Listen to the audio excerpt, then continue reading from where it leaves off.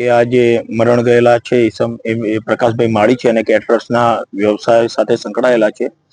ઘરમાં જોતા ઘરના બધો સામાન વિખરાયેલી હાલતમાં હતો અને આ એમની જે લાશ હતી એમના હાથ પગ અને મોઢું કપડાથી બાંધેલી હાલતમાં હતું.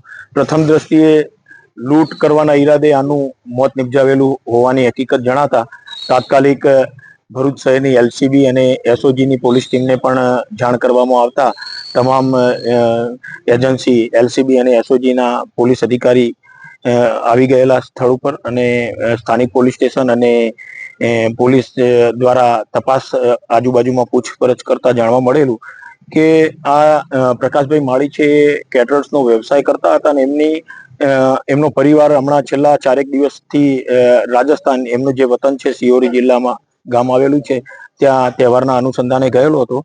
એ દરમિયાન એમના સાથે 2 મજૂરો જે અહીંયા કામ કરતા હતા, એક એમનું નામ જાણવા મળેલું છે, રાજુ નામનો ઈસમ હતો અને એક બીજો ઈસમ પણ કામ કરતો હતો, એનું નામ નથી જાણવા મળેલું. એ બાબતે તપાસ ચાલુ છે. આ લૂંટના ઈરાદે આ કૃત્ય કરેલું હોય એવું જણાય છે, પરંતુ એના પરિવારના સભ્યો 4 દિવસથી વતનમાં ગયેલા છે એટલે ઘરમાં શું સામાન હતો અને શું લૂંટમાં ગયેલું છે એ દિશામાં પણ એમના પરિવારનો સંપર્ક કરીને એ પૂછપરછ હાથ ધરેલી છે.